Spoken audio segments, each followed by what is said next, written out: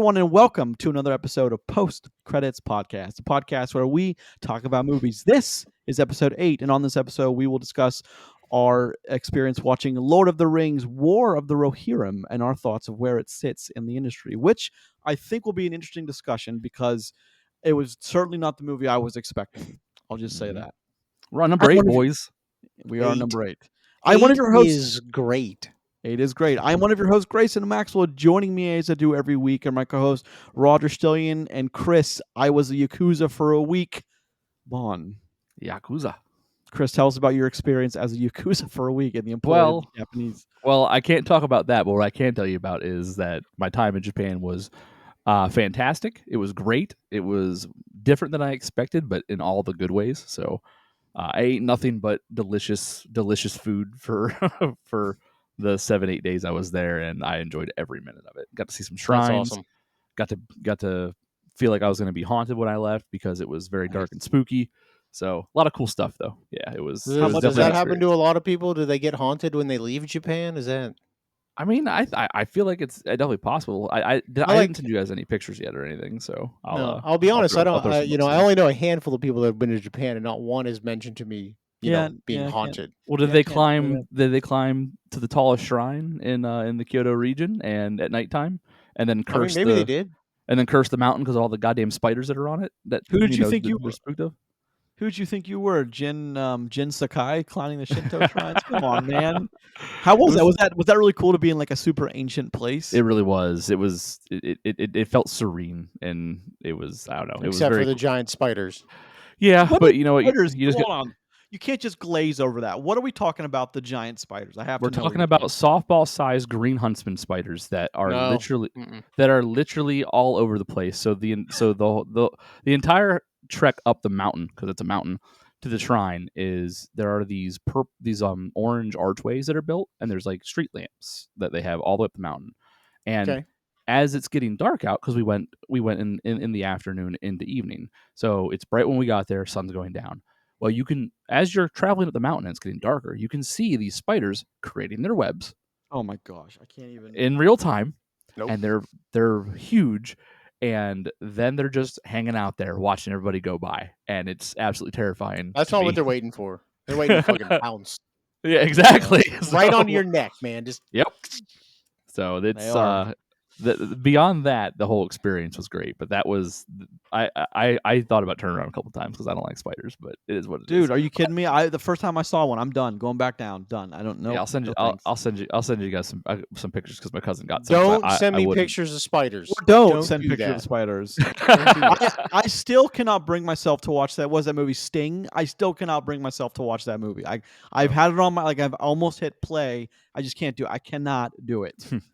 So just talk about the good stuff. Tell me about the delicious food. Oh man, so much ramen, so much okonomiyaki, so just I mean, it was so good. Sushi every day, and good sushi at that. Like the best kind of sushi. Oh god, yeah. Tried a whole bunch of so much new stuff too, but like I don't know, our favorite part was finding this little like this really small like hole in the wall ramen shop in downtown Kyoto, and like it was weird. Like you order your food outside the restaurant from a ticket machine, right? Yeah. So like you walk up to it and the menu is just this giant vending machine and it gives you tickets.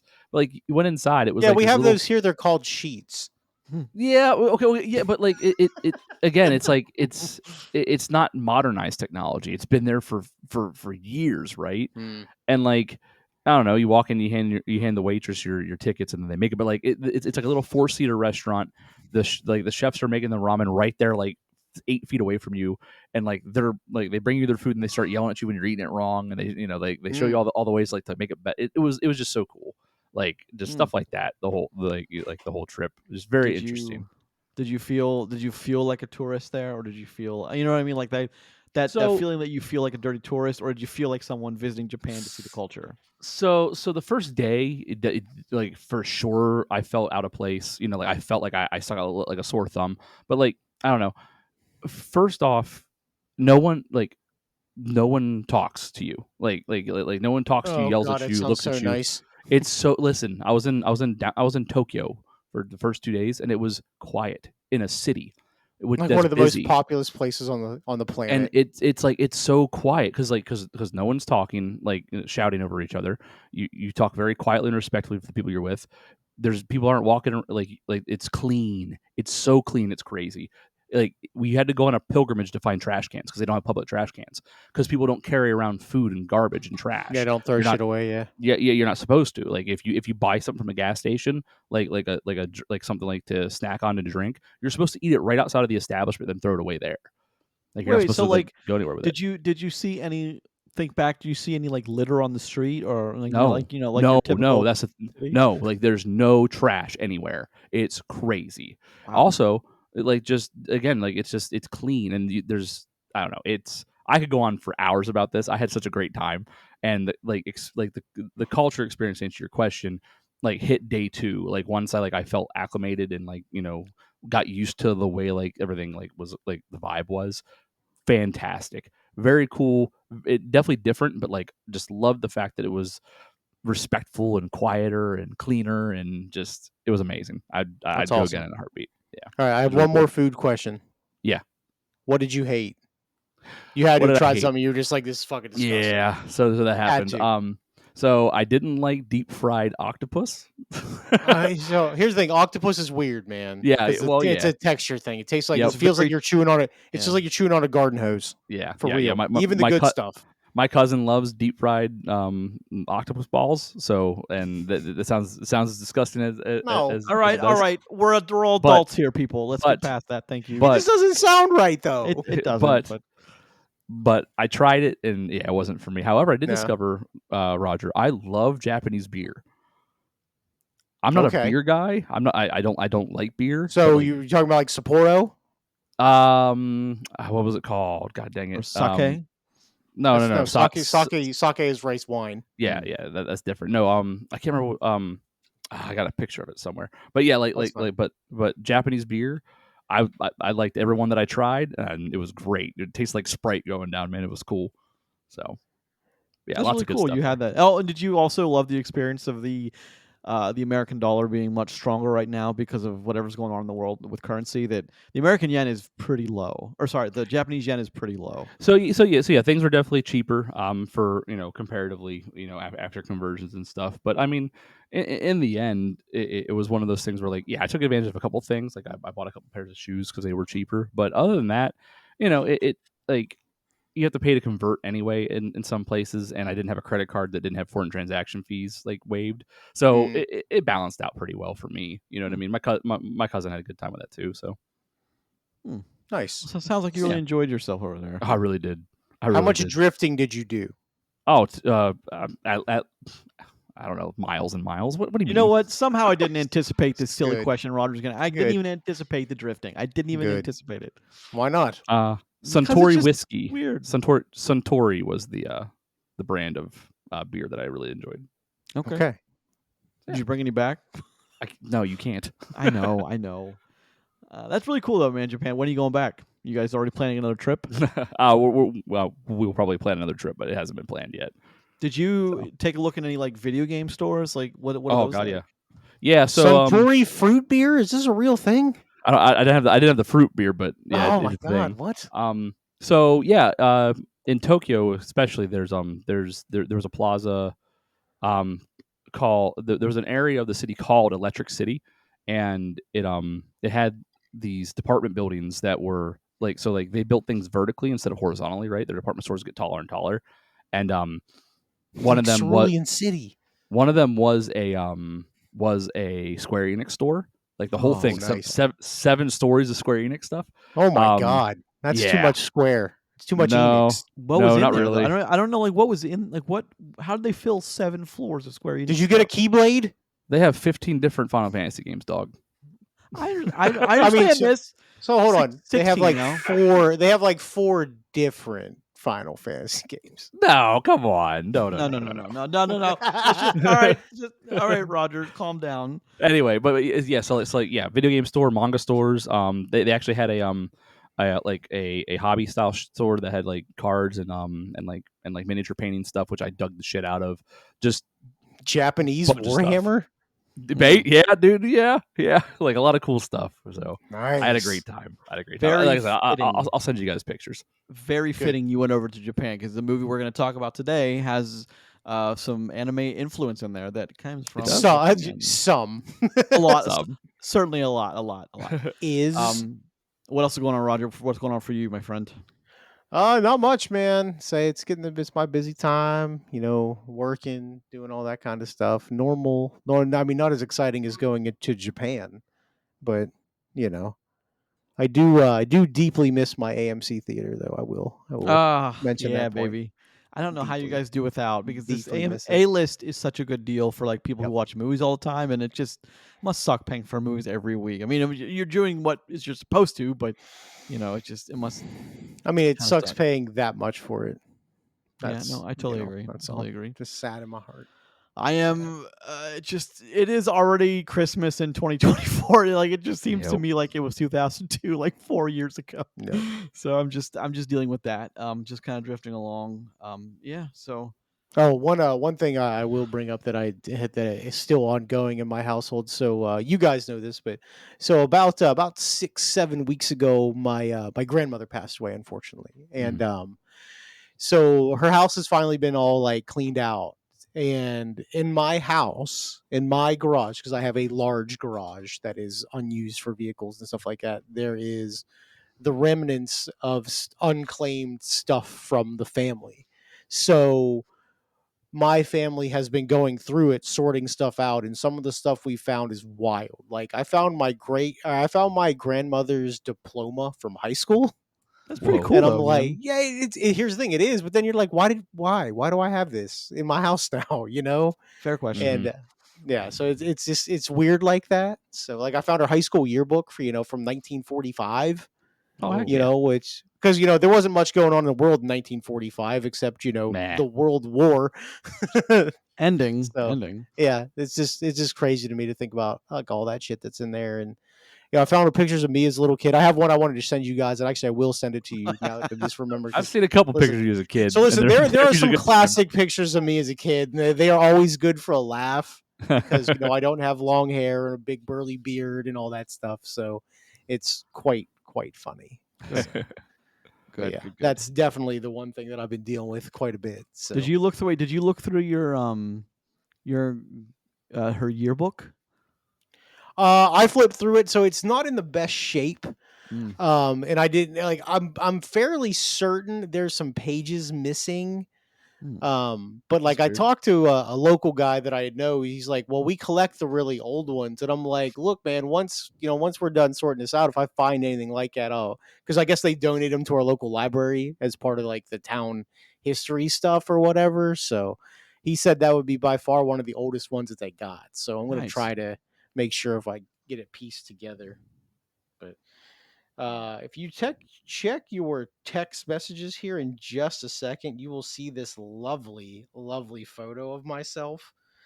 And I'll hold it up to the camera so everybody can see. The world needs to see this. I have a feeling how fucking awesome I look. I have a feeling the world needs to see this. Yeah. So how weird is it though to like see someone that you've only known to be kind of older in years as a young person in a yearbook? How weird is that? I mean, it's different. I mean, I think about that even though when I see like pictures of my parents when they are far young. You guys got that? You got that? What is going on here, man? All right, so yeah. This is amazing. This is amazing. Here, look at that. Look at that guy. Look at him. Oh my goodness. You have a cape on and everything, dude. Like, oh my god. I mean, clearly I've been working out. So True. That's right. Don't look at the other picture Chris sent. Don't do it. Do you guys not have No, Chris. I told you not to look at it. I told you. God damn you. All right, guys, we are running long in the tooth once again, folks. This is episode 8 of Post Credits Podcast, where we talk about movies. This week, we have the good fortune to talk about Lord of the Rings, War of the Rohirrim, which we have some fortune. If you ask me, was not the movie I was expecting. We're going to start with the box office, get into a recommendation by Chris. Then we're going to talk about some Lord of the Rings and film history, and then we're going to go right into War of the Rohirrim. But first, let's talk about some box office. Ooh. Yes, indeed. Ooh.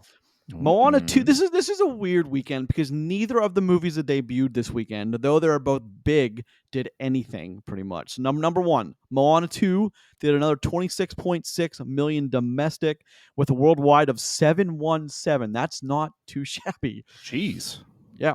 Wicked 22.5 with a worldwide of 524. Everyone's still seeing Moana and Wicked, I guess, because no one is watching. Number 3, Kraven the Hunter, 11 million with a worldwide of 26. But I think the budget's actually pretty high on that.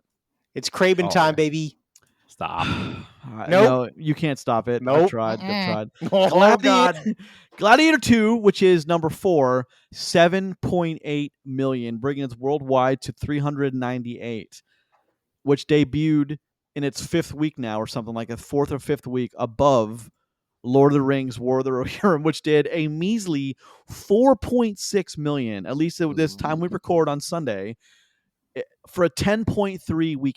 Can we talk about how disappointingly low that is for a Lord of the Rings film? And you could say, well, it's not really Lord. I mean, it is. The name is attached. It is, though. It says the name right in it. Well, this movie is member buried to the moon and back. So they were really hoping that would do things in their favor. If there's 2 things on a list of maybe 5 or 6 that people in this country, they just don't like, it's musicals and animated stuff. They won't turn up for it. Hold up. That's not entirely true. The last couple of Dragon Ball movies, the Demon Slayer. Sorry, my fault. Sure. Slayer, the My Hero Academia movie. They have done monster numbers for single week runs, which is something this movie will not come anywhere near. Sure. So here's the thing: straight up anime style stuff can make money. This just is not. Sure, but I mean, like a movie like Joker was then the sequel was made into a musical when the first one wasn't. And Lord of the Rings wasn't. You should not do that, though. That's no. That's what I'm saying. Is you got to read the room. Yeah. I mean, Lord of the Rings at one time, sure, it's to be fair, there was a whole film animated. I think there were 1 or 2 of them that were completely animated, but that was in the 70s. That was a different time, or 70s or 80s. We're going to talk about that in a bit, but I think people when they when someone says, "Oh, there's a new Lord of the Rings movie," they picture any of the 6 Jackson films, and that's just what's stuck in their mind, which is very fair to say. So we have some stuff to talk about after the box office, but number 6 through 10 are as follows. Red One still up there. Pushpa, which is available on Amazon as of Friday afternoon, by the way. Pushpa the Rule Part 2, number 7. Number 8, Interstellar is in the top 10, which I'm very happy for. I was able to see the 70 millimeter print on this bad boy. Let me tell you, amazing experience. amazing experience.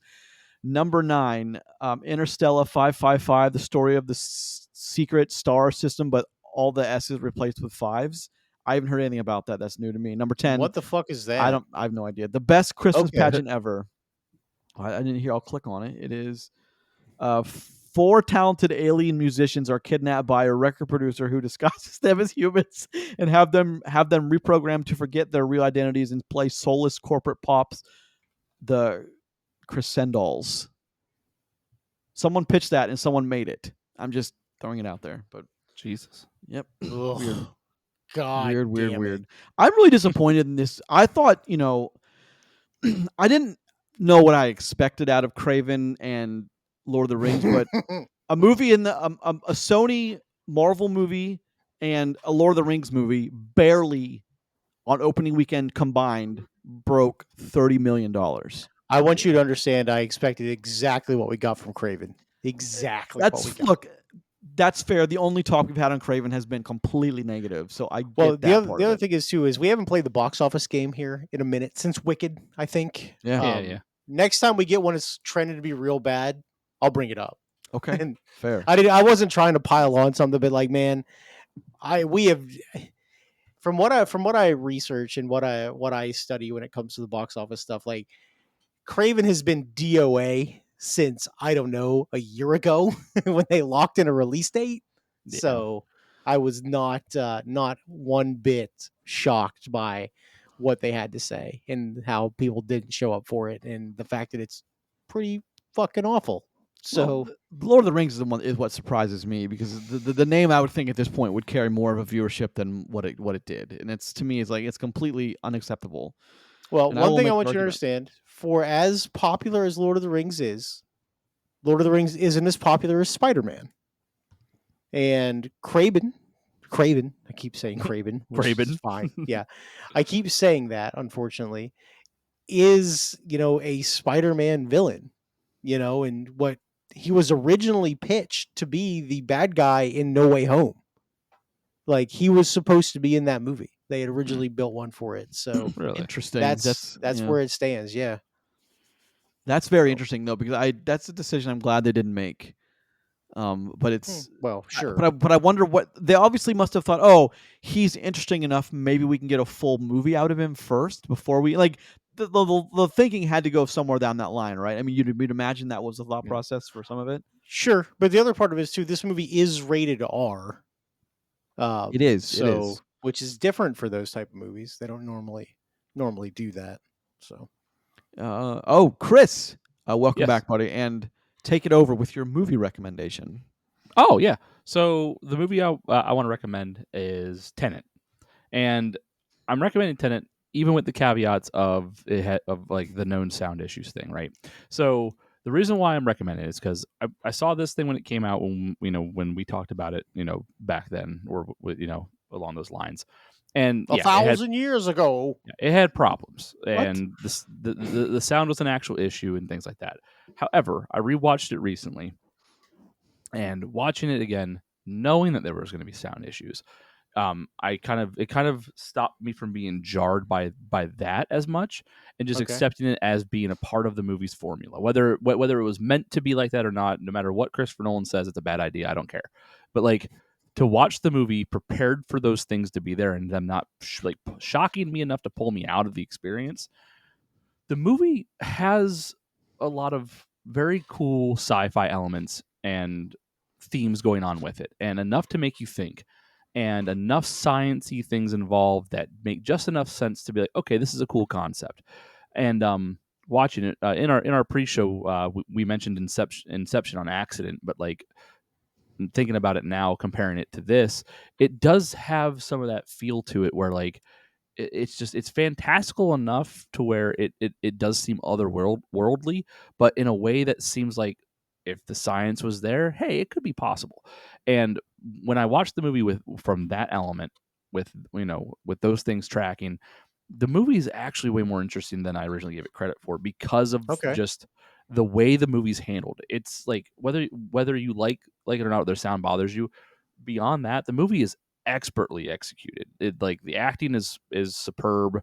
It's a little bit like hoity-toity in like the way, like, the movie feels like it's very like superior in the sensibilities, and everyone involved is very, like, in the know. But the movie's just pretty damn cool, and the way things come together is super interesting.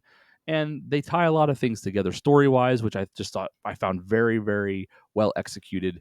And as I watched it this time, I kept on finding myself going, "Huh, all right, that's pretty Huh. cool. Nice callback," or "Okay, that makes sense," or like, "I saw that coming because I know how the story's going, but it's still cool that it happened that way and like how we got there." So, acting all the way through, fantastic. Everyone involved was great.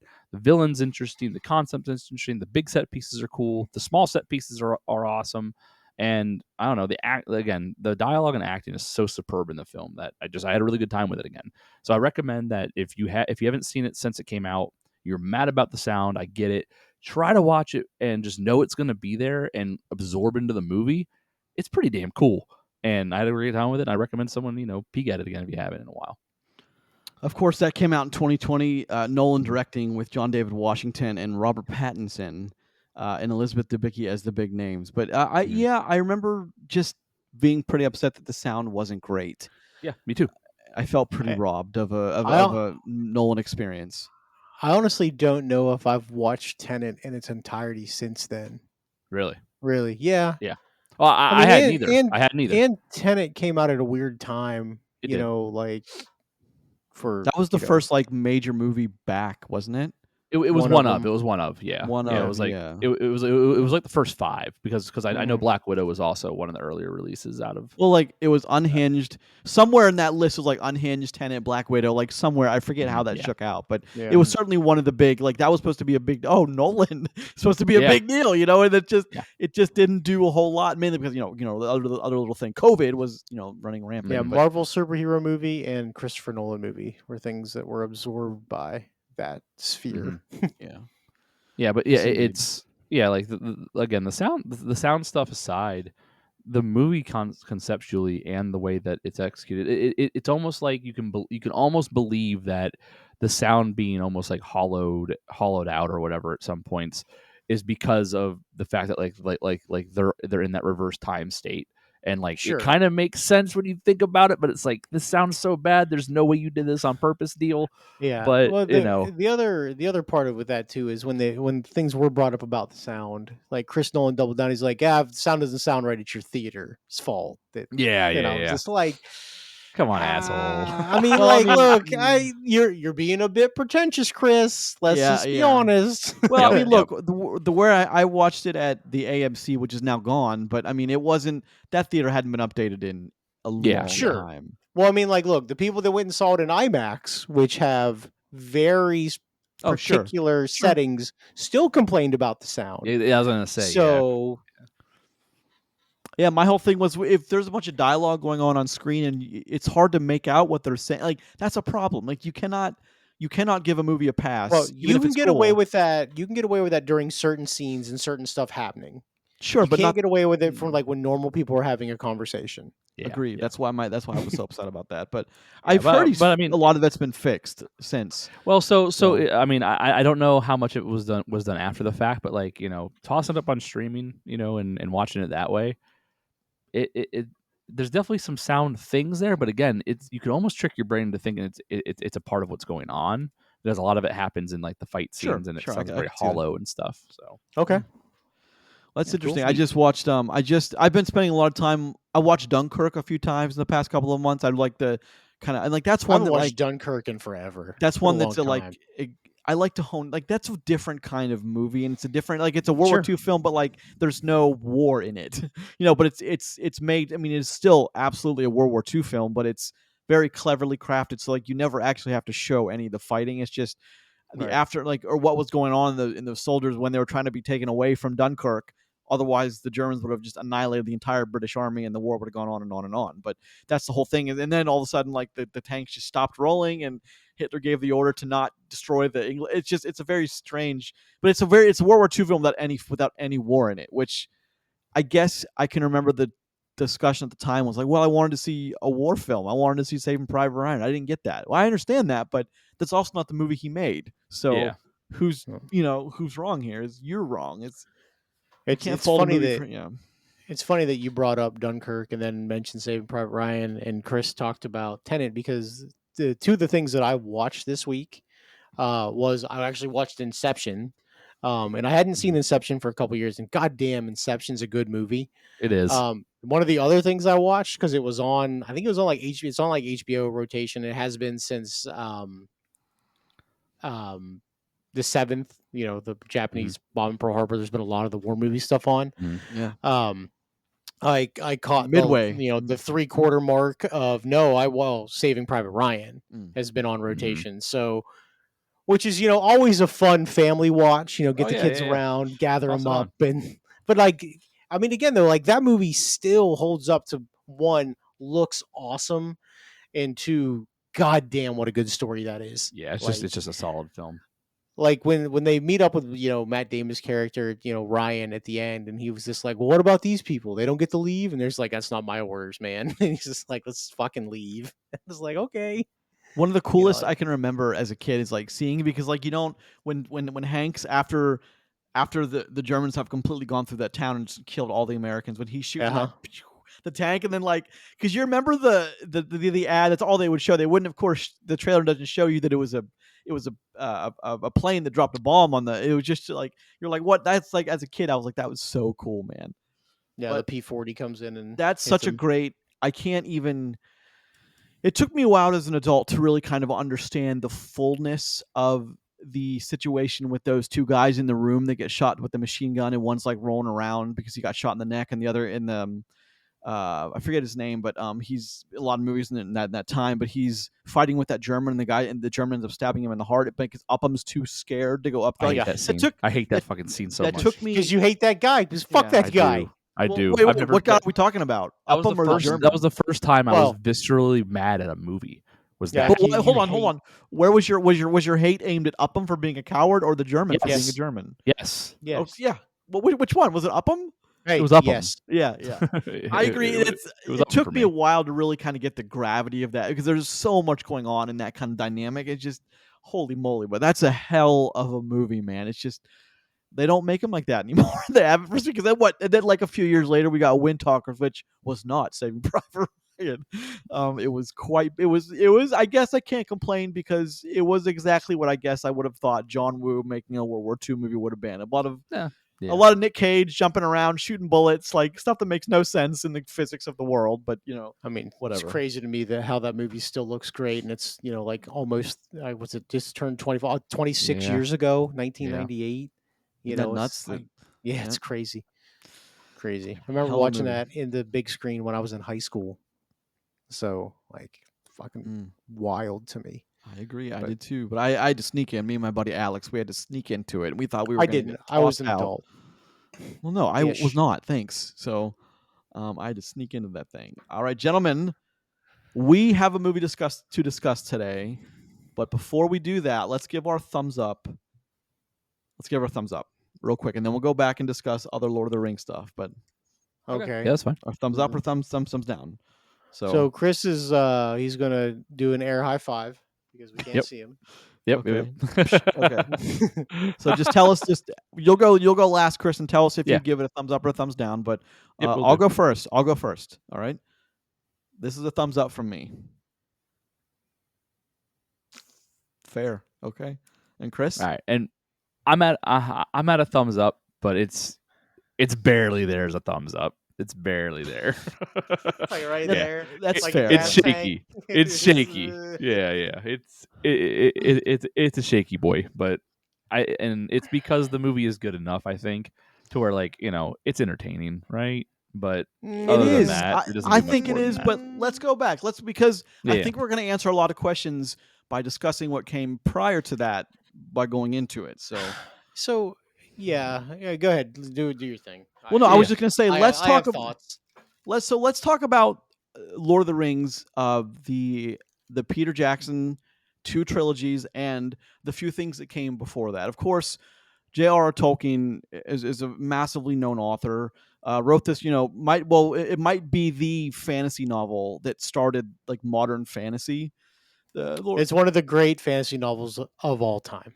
Sure, Lord of the Rings, and it's to be honest, it's one of the favorite things I've ever read in my life, and I didn't because I was so obsessed with it when the films came out. Like I just couldn't. My parents had loved it, and like my mom kept telling me, "Hey, I heard this. They're at least the Fellowship's coming out. You should read this." I'm like, "Yeah, okay, I'll when I get to it." But then I read it early, like before the film came out. I fell in love with it. Then the rare thing happens, like I watched a movie, I'm like, I think the movie might actually be as good as the book, which doesn't ever happen. But that's just my personal opinion. What do you guys think about that? Well, the movie's never better than the book, ever. So, ever. Well, fair. I think I think books can be. I think movies can be better than their books. It depends on what the subject matter is and what you can get out of that medium. If it's done well, sometimes you need that visual that visualization from a movie to really bring something together for you, or to help you actualize it and really see it. I mean, like, I don't know, Lord of the Rings. I've read plenty of fantasy books. Like medieval fantasy is the only books I read for like 7 years. So tons of things in the Forgotten Realms, universe, Lord of the Rings, all that stuff. Drizzt, you're a big fan of Drizzt, yeah. 100, yeah, absolutely. Dragonlance, all that. Like, read so much of it, and then I got to see Lord of the Rings, and I truly believe that I enjoyed watching Lord of the Rings more than I liked reading it, and that's because I got to finally visually see these stories that I've been reading and like playing D&D since I was like 8 years old with my family and stuff, and like bringing my medieval fantasy stuff to life in that form, being able to see it on a screen, man, and done well with respect. Hell yeah, dude! Like that to me made that bigger than the book. Well, go it ahead. it could be the context of that, but like I will never say that I like the books more than the movies for Lord of the Rings, because I don't think for me it's true. Well, And not, I can say that I do like the books, but it's by marginal, because Jackson did such an exceptional job of bringing them to life on the screen, and I mean that like the wizards look exactly like I thought a wizard should. I mean, like, it just in my mind, like, yep, that's a wizard to me, is exactly So like all the pointy stuff and the helmets and the swords and the armor. It just hit home. Everything hit home so much. the thing with Lord of the Rings is Lord of the Rings is one of the few exceptions where the movies are all, excuse me, the original 3 movies are very, very, very good. Now, the reason I mentioned before that the book can never, or the movie can never be better than the book, is especially in Lord of the Rings, and I'm not trying to get like super nerdy here or no, anything. yeah. There are large parts of the Fellowship of the Ring that are not portrayed in the movie in any capacity. Like the Tom Bombadil character, which is, I mean, the dude is got 6 chapters, you know what I mean? And he's not even mentioned in the movie. That's just things like that. Yeah. Which is fine, because like, look, I understand from knowing the book like I do that would be a really hard character in this very fantasy related realm, a very hard thing to bring to life. You know what I mean? Like the power levels that he has and stuff like that. You know, it's different. I get that, but like, you know, for all the other stuff that, you know, Tolkien does a great job of describing and Peter Jackson brought to life, like, to have those parts that are just left out is just kind of different. It does bring it down a notch. I mean, like, look, I'm not ever going to tell you that I don't think the Fellowship of the Ring and the Two Towers in Return are not excellent movies, because they certainly are. But the movies in themselves do have logical problems.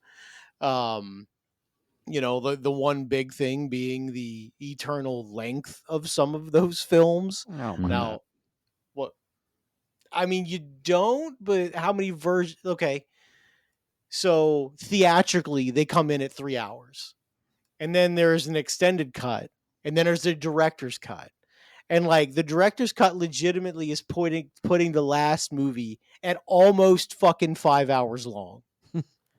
My Yeah, man, but there's so much to cover, though. that's there didn't have to be. Yeah, there did. I mean, it's to do Nah. the story right. I think there had to be. I don't think it Well, comes but the in. other part I is think it's 4-ish. Maybe I'm wrong about that, but I it's think like it's almost 4. 4:30, man. It's Well, long. But the other thing is too is if you have to be, you can't just be like, well, I'm watching Lord of the Rings today and just popping it on. You know what I mean? It's not something you can just be like, yep, I'm going to watch all 3 Lord of the Rings films, because you know that takes you into tomorrow. yeah, it By the does. time you're done doing it, I always I don't know. whenever theaters offer it, I always do it. I love it. I've done it a dozen times at least, at different AMC's and different theater chains around the country when I'm working on Well, different films. I love it, and I will never get enough of it ever. Well, the problem I have with the original trilogy in length is actually a major problem that I have with the second trilogy, okay, which is less good on like a very large scale gap, or you know, gap here from the first set to the second set, because like the second set wasn't supposed to be a trilogy. You know what I mean? Like they artificially drug out stuff that you didn't care about from the book to make Yeah. it, you know, a 9-hour movie, because that's what it is. So Well, I don't sure. know I that. mean, they knew what they could do, and of course, with the trilogy, I mean, it's easy to say they're not great. However, I don't think because people don't think really understand what it takes to make something, and Guillermo dropping out at like the 11th hour when he did, and Jackson stepping in is admirable. However, that wasn't Jackson's prep work; that was Guillermo's prep No, work. no. So, like, Well, I don't hold. Here's the thing. I don't hold it against For the Hobbit, anybody. you well, mean? no, The Hobbit's yeah, prep? Yeah. for the Hobbit, but like that's the thing is like I don't know what the Guillermo Hobbit would have looked like with the same actors with the same script. I know it would have been different, and maybe the Smaug stuff had gone differently. However, I don't. there's an inherent problem with that because they had dates that they already laid out on the slate. Like, no, we have to hit that date. And Jackson's like, we need to delay it because I need to do my prep. And they said, you can just pick up where he left off and go with it because you're producing it. So, but it's tough, man. It's really tough when one director drops out right before it starts shooting, and one steps in. Even though they're like, I'm sure they had long conversations, but it's still because all the prep was done to Guillermo what Guillermo wanted. So of course. Yeah. But I don't see. I would argue, and I'll just say this, and I'll let you, Chris, to take over. Is I would say I do think the Hobbit trilogy is not near the caliber of the, let's call it the Ring trilogy from the 2001, 2003. But I don't think it's bad. I don't think it's. The problem is the bar is so high that even 3 Hobbit films they're okay, and I think they represent the world well, and the characters I think are represented very well, and it's well written. It moves well. There's maybe some waste just to fill in time of the films, and like adding Legolas is egregious to me, but I get why they did it. I don't. So are we doing this thing that, for instance, if you listen to the Gladiator episode, you know that to hold Gladiator 2 up to the first one it makes Gladiator 2 a lot less of a movie than if you were just looking at it in its own contained light, which I think kind of is a problem with the Hobbit trilogy versus the original Jackson trilogy. Is that's the bar is so high. But the problem is that both of the examples you've given, they hold themselves up to their old work because they were afraid that the work for it to stand on its own 2 legs, right? Sure. Because Gladiator literally is just a continuation, quote unquote, story of the first Gladiator. So Gladiator into Gladiator 2, they refused to separate from the original story, and instead they made it a one giant through line because I don't think they were confident in just doing it again with with a new era of characters only, and like maybe having small ties. And then, like you just said with the Hobbit, they brought Legolas into it. For no real reason, just because hey, this guy might be super old, we can do that. Exactly, because they and I think that comes from fear of it not living up to to its original piece. So why not just bring a piece of that along with you? And I mean, not trying to stack them against each other, but critically, the Hobbit is significant. Sure, it's agreed. I feel like I need to go watch The Hobbit again because I watched them when they came out in theaters. And I've seen like one of them one other time, and I have never seen them since because I wasn't as impressed with them, as I wanted to be compared to like my original trilogy. So I think if you had a second look, you would, just like Tenet, you'd be surprised. I think you'd be surprised at maybe what you held against it at the time, but there's a lot of really great things. I mean, a lot of people really hated the love between the dwarf and the elf. I'm a sucker for that thing, and they did it well. Like the elf represented, I forget what her name was that played it. She was in Lost. I forget her name, but she's great. She represented, like, she was an elf and the guy was a dwarf, and like their problems were the races just didn't mix, and like there's a history of that in the Ring trilogy. Like elves and dwarves, they just don't mix.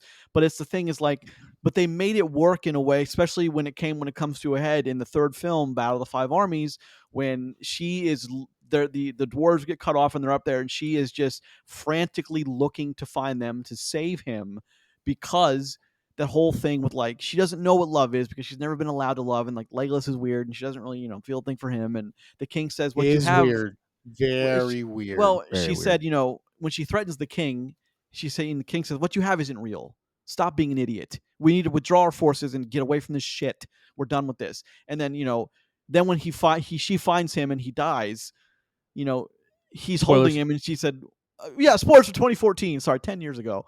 She says, why does it hurt so much? And the king finally says, because it was real.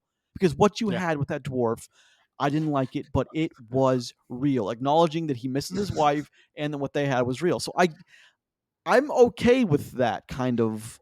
A lot of people weren't. I was okay with it, but that's just my perspective there. But sorry, I didn't mean to much like Legolas, in love with a dwarf. Sure. Yep. 100%. I love. You mean like? Wait, you mean like when him and Gimli became bros? I mean whatever you want. No, I mean like he is exactly what he's saying is true. You want it to be. I really like Gimli and Legolas. A lot of lonely nights on the trail. You know what I'm saying? Yeah. I like that arc where they hate each other when they meet, and then by the end of they Return like of the King, they like each other's arc. I know. Well, yeah, great. Thank you. God, jeez, guys. Draw that bow, baby. This is what you people come here for, is Roger's. That's right, baby. This is what you Roger's- people wanted. Roger's People foolishness. I wanted to say real quick, Peter Jackson's directing history is very interesting. Oh God, it's You wild. know what I mean? Yeah, Looking at his works, his director index. It's almost like he came out of nowhere with the Lord of the Rings trilogy, and then he comes back for the Hobbit trilogy. I know, not as the original Mind, yeah. But he has some other things in here that are good, but it's like for this guy to come out of basically nowhere and take on the helm of directing these and giving us what we got out of Lord of the Rings is a miracle in itself, because it's a big deal, right? Because either the project was so good and so sound before he came into it that he was able to carry it home because he had the vision and he had the love for it, or this thing would have been way worse without him, and his love and his passion for it is what really made it the masterpiece that it is. Either way, if we didn't have him, the whole landscape for fantasy movies would be different now. And it would be different. Yeah, and for him to kind of come out of nowhere and do this, I mean, it's just interesting to me, because this is basically the biggest works he's ever done, and he will probably have nothing bigger than this or anything that It is on is the same level. unlikely that he gets anything in the same realm as this. But he doesn't have to. The Lord of the Rings trilogy, that's his contribution to film, is Lord of the Rings. Well, yeah, and I get that, but I mean, he's done things afterwards, obviously. So obviously he's had aspirations to keep doing more things, but this was it. This is his, what is that? Your maximum opus, is that what it is? Piece de Resistance. Yeah, this is his big thing, and it's just interesting that he came in, gave us this wonderful movie trilogy, and then was like, "All right, guys." Well, because you see, all right, I'm gonna go make King Kong now. Yeah. So he had this weird. So he directed Bad Taste, Meet the Feebles. Again, they were not, I don't think, in the U.S. And then Dead Alive was a weird. It's a really weird, cheeky kind of homage to 80s horror, I think, in a way. And then The Frighteners with Michael J. Fox. I think, he was the Frighteners. And then all of a sudden, he somehow managed to convince them to give him $300 million to make three-hour films, which, you're right, Chris, it doesn't make any sense, because nothing in his pedigree, except he must have had an amazing pitch. Because, I mean, I read things like Miramax, he approached Miramax and they wanted to do the entire trilogy in 2 hours and 45-minute film. And he's way. You can't. You cannot tell that story. So here's the thing: is I appreciate the fact that Jackson is a guy who read it when he was super young, and he said, in my mind, I just loved it. I fell in love with the character. I read it a dozen times when I was a kid, he says, and that's why we got what we did. But then the real mind scratcher after that is King Kong, because it looks. I like visually what he did with King Kong. I mean, that gorilla does look as real as you can possibly make it look. I mean, it looks better than most things today. It really does. Yeah. But the story around it, it's just, if that's what's been in your mind since you were 8, how did we get? I'm just really glad we got Lord of the Rings when we did, and not it wasn't. Because there was so much of the Uruk-hai when the King Kong people got to the island, those the natives, they were just straight from Lord of the Rings. All the equipment, the design, everything was straight from Lord of the Rings. It's just, it's amazing. Do you guys remember the King Kong 360 video game? It was a launch everywhere. date. It was a launch Xbox game or whatever. God, I remember that. Yeah, it's a big deal. But he's got one thing coming up. He's got the Adventures of Tintin sequel. I mean, I didn't mind the first one, but I mean, here's the thing: it's fine, but what? Who's asking for more of that? Well, the studio, it probably made a ton of money. I doubt it. Well, I mean, they're making a sequel, so I'm sure it made money. There's no way they would make it. If it didn't make any money, there's no way they'd make a sequel. I mean, but Jackson he's the weird one. And I mean, I think what he did with the Lord of the Rings it's more than commendable. It's some directors will never reach that height ever. No. I mean, that contribution is about as good as you get. I mean, why I like the first one, the Fellowship of the Ring, so much more than the others is because like it's practical effects. They built the sets, they made it look real, and they didn't rely too heavily on the CGI that they did in Two Towers and Return of the King. And it looks like that. It looks better. Practical effects look so much better. And it's just the way it was written and it's maybe it was a one-time deal for us. We got that, and we may never get it again. But I think we were lucky to get that. And I've heard rumors of they're going to remake the Fellowship, Two Towers, Return of the King. I've heard those rumors. There's no way. Circling. I mean, no, but how do you do that? Who would have the balls? I hate to say, I think Amazon's got those balls. Amazon doesn't have the rights to that part of it. No, but not currently. Not currently, but I mean, let's talk about Rings of Power. They have the money to acquire it. Yeah, all right, fair. Let's talk about Rings of Power. What should have been after the Jackson trilogy? Well, just for a minute, after the Jackson trilogy, after the Hobbit trilogy, which were serviceable. Jackson trilogy is above reproach. It's the best thing we're ever going to get in fantasy, bar none. The Hobbit trilogy, bar none. Maybe, yeah, bar none. Come on, man.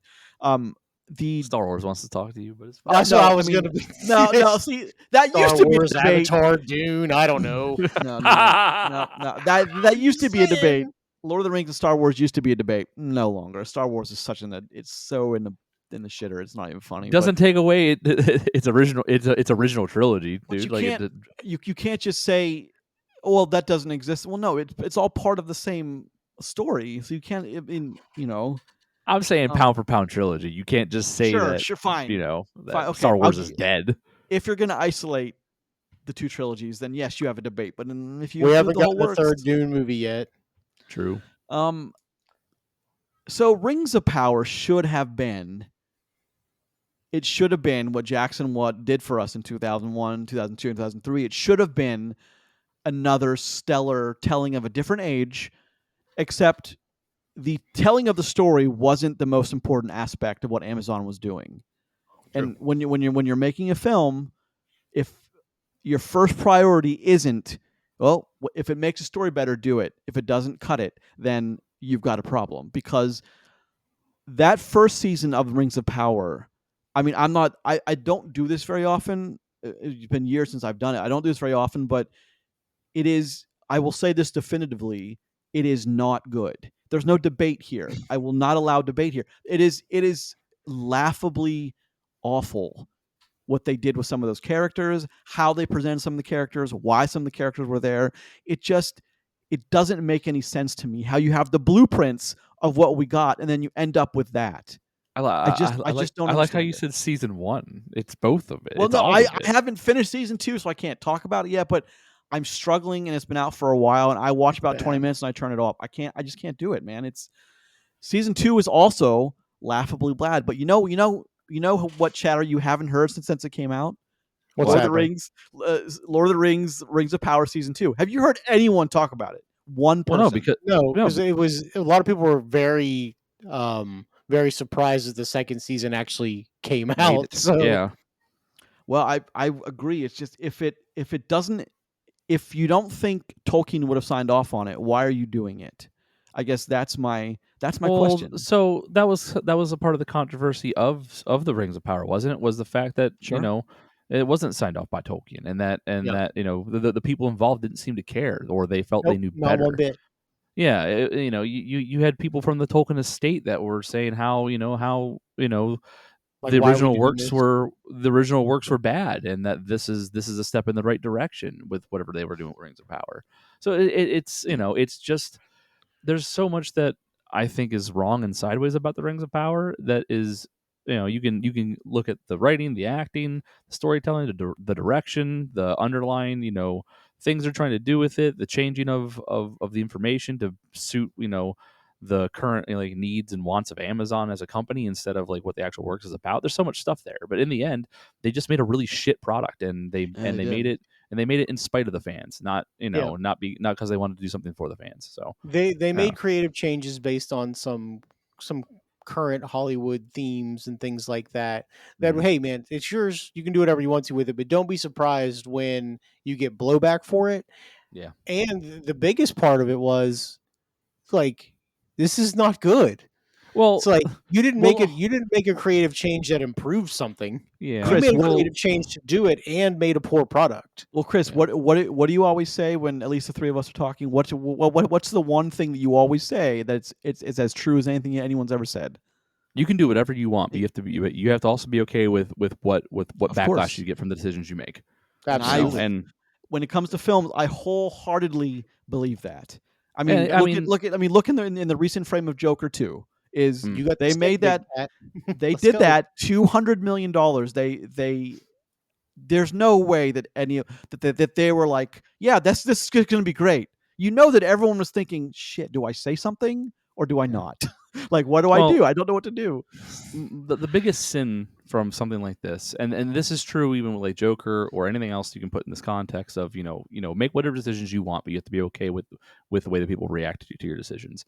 Is that in the end they blame the fans, and it's like They did double down. Just own your decision. Be like, yeah, we went with this, and this is the direction we want to, and the fans didn't agree with it. That's fine. But to blame the fans for the fact that your works isn't successful, that's nobody's fault but but the people making decisions. And I don't know, owning that is probably like that's the sign for me for the biggest creative like maturity I can see from people. I've seen things fail. I've seen decisions made and they bomb. And someone says, "Yeah, we made the wrong call." I respect the hell out of that. But we tried something different. It didn't hit. For a group of, I'm used to that in the video game space. It happens. Oh God, it happens all the time. Yeah. But like, especially recently, yeah. Yeah, but like to attack the fans that literally gave you a product worth owning, that you were willing to pay billions of dollars for. Multiple billions. There's a reason why there's fans of it. And then to trash them and blame them for your lack of success, dude, that's just bankrupt. Not great. Not great. Well, it's just I don't understand why their PR team wasn't like, okay, someone said that, you blame the fans. As Amazon, we need to back up and apologize for that and move for, like, we cannot blame the fans for this. So PR team is the one that's told to do it, I bet. Yeah, you don't ever have to apologize, right? You can come out and be like, hey, you know what? You could just be bad and you never say anything about it. But when you double down and be like, it's not bad, you're wrong. Okay. You're going the wrong direction here, buddy. Yeah. Because even if it's good, you still can't tell me I have to like it. Yeah, you can't tell people how they're supposed to feel. Yeah, you can't that doesn't work that way. That emotion, sir. Yeah. Like, that's not how this works. But the other part 100%. Of it is too, is like going out creatively and trying to do something different is totally different than making decisions and having it fail and then you blame somebody else. It's necessary. Like, people right? fuck up all the time, right?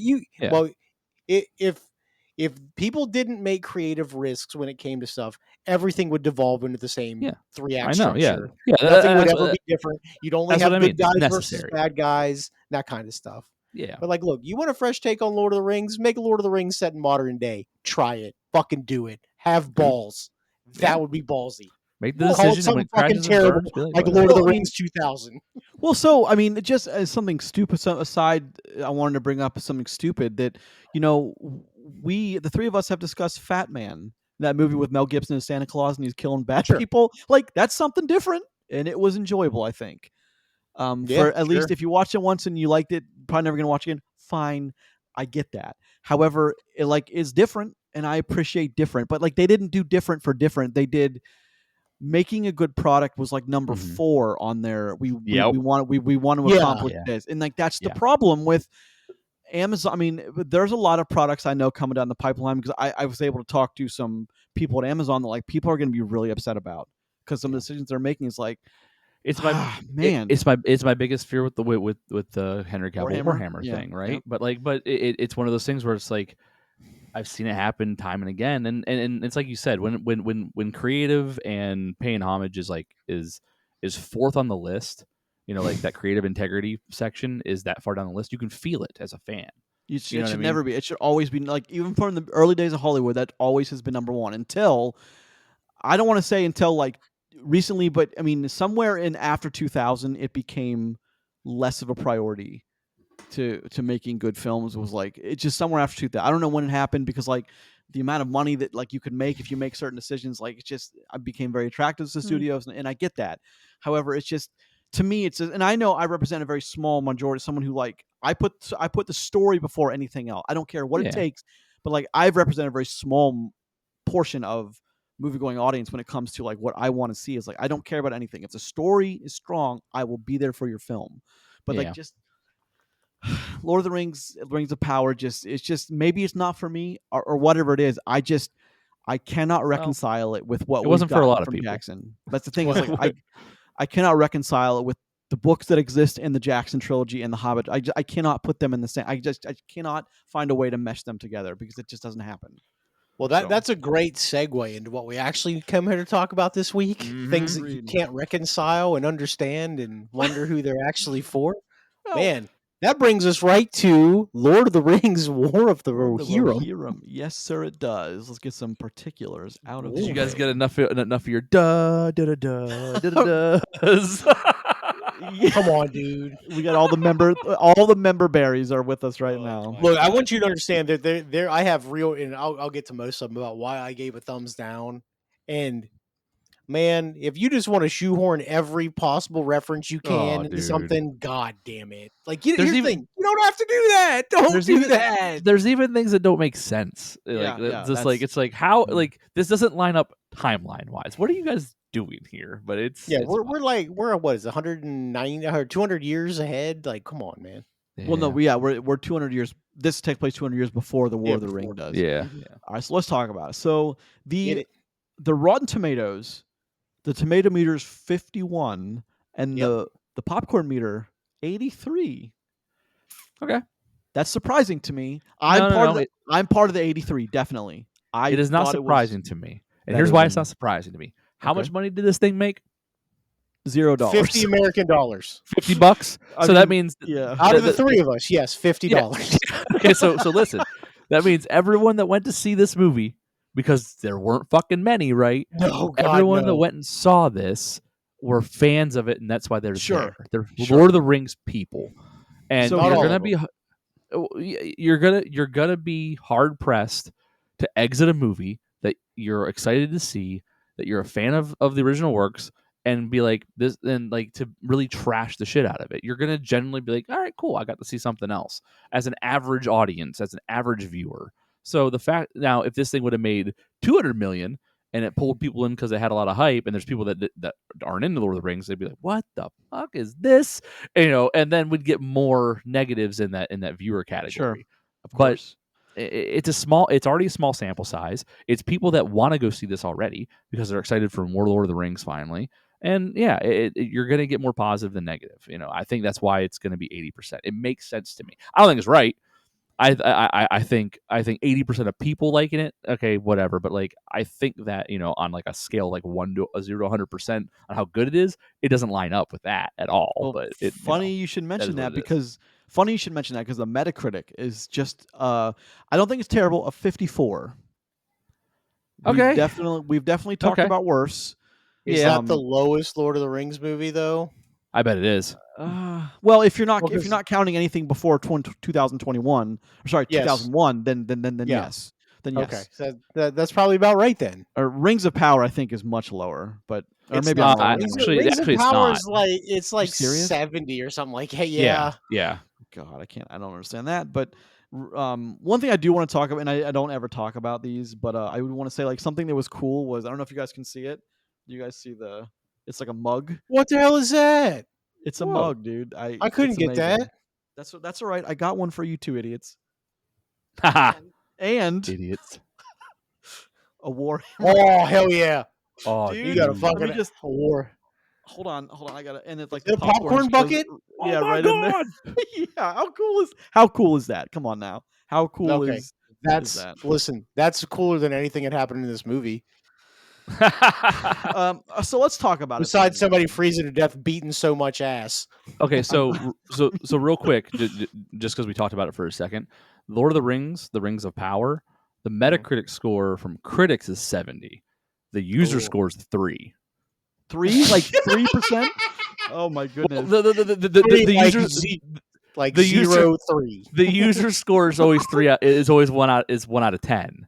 Oh well, I mean that's still 30%, not great. Yeah. But Okay, it is a 3, so that makes sense to me. That makes my heart happy. Okay, and if you guys should look at the Metacritic on Craven the Hunter, it's way worse. I'll just say that. Hold on. Is it worse than Madam Web? I think it's in single digits, which is worse than Madam Web. Yeah. Holy crap! I looked at it on Friday, so maybe things have changed. But yeah, they haven't. No, it's 35. Okay, it's much higher. It was like 5 on Friday or something like that. Yeah. Jesus. So anyway, okay, let's talk about some nitty-gritty real quick. Rohirrim, we have. I thought a pretty okay voice cast. I thought everyone did okay. Brian Cox is Helm Hammerhand. Gail Wise is Hera. Miranda Otto is Eowyn, the narrator. Luke Pasqualino is the Wolf. Lorraine Ashbourne is Olwyn. And Sean Dooley is Freka. So those are the majority of the voices. Let's talk about it then. What did you guys expect going into War of the Rohirrim? Oh man, so that's tough to answer because, I mean, I expected a Lord of the Rings anime, and we kind of got that. So I got what we got what I expected at least. I just thought it would have been better. That's all. So my expectations shifted as time went on, right? So like the very beginning, I was very excited for this Well, for this movie to come out. From well, yeah, because I learned more and more about what was happening with this film, and like the reasons and the whys it was coming about instead of what I was originally hoping for. But like I don't know, I saw the studio, the main animation studio attached to it, and it's a huge studio. It's done major animes. Then I find out that it was that studio was the director studio, and they didn't do anything with it, and they weren't paid enough, so they kind of gave it to other studios to do the work for. That's how that works, right? So and it was and it was an unheard of it's 16 different studios touched this thing, which is a lot of fingers, That's a shame. So is the man you're talking about Kenji Kamiyama? Because that's the director of this. He's the director. That's the man. No. So the studio itself was Sola. That was the Japanese animation studio that was originally announced as who was doing this. That animation studio has done a lot of really big anime movies and anime series and stuff like that. They're known for their action, but they were what's called the studio, the directing studio. They basically tell lesser studios how to get the work done. They're basically like a consultation spot instead. They don't touch it, and they tell everybody else how to do it. So that's what ended up happening here. And they utilize something called fourth framing, which is what studios do sometimes to get animation out quickly. Every fourth frame is dropped. You don't draw every fourth frame. Interesting. That's why at times in the action or in movement, it might have seemed a little choppy every now and then, because it's almost like they're missing a frame, because they are. That's it. I've never heard of that, but that's really interesting. That's a very creative way to speed things along too. That's really awesome. But I think it all came up. This all came about because they needed to retain their rights to the Lord of the Rings stuff that they have, and they were required to put out a works, and this is what we got for it. So this wasn't made because they wanted to; it was made because they needed to. And I feel like you can feel that as you watch this, because this is a story we've seen before, just now in an animated form in the Lord of the Rings universe, instead of some. Okay, this feels like that. What was that? Maiden. That Maiden movie? Is that what it was called? Maiden. The movie with the girl from Stranger Things. And you mean the one with her and Ray Winestone? Where she's the princess or whatever. Yeah, I forget what that was called, but man, I hated that movie. God Almighty, that movie was. Yeah, well, this feels like the animated version of that to me. That's a good comparison. Damsel, that's what it was. Damsel. Yeah, what did I say? Maiden. Yeah, I kept thinking of that stupid Enola Holmes movie, but that was also her. I really like those two films, though. I really. Yeah, you do. You're that's great. I am the target demographic. Speaking of target demographic, who is the target demo for this? Who do you think? I don't know. I mean, is anyone who likes Lord of the Rings? It would be me. but clearly that's not the case. The target demo for this is studio executives that want to buy the Lord of the Rings stuff, and now they can't because someone else made a movie for it in time. Gotcha. So they re-up for a certain amount of time, and that's it. That's all this is. I don't know. Like target demo is Lord of the Rings people. That's what it is. However, there's a silver lining here of like now they know they can't do this again. So maybe next time they make a movie just to keep it, maybe they'll do it right. Can I challenge that though? Yeah, go ahead. I honestly, so Grace, you said they can't do it again. Listen, I think they certainly can do it again. Like, I think the idea of anime style Lord of the Rings stories is fucking rad. This story just ain't it. You know, like I don't have a problem with like the idea of this. Like overarching the idea of, you know, high level anime studio making a Lord of the Rings story, like I'm there for. Like I am that demographic. You know, like I'm here to ingest this. It's just the fact that the story isn't very good. So Chris said, Chris says the budget's only $30 million for this, which by anime standards actually isn't too bad. No, it's not.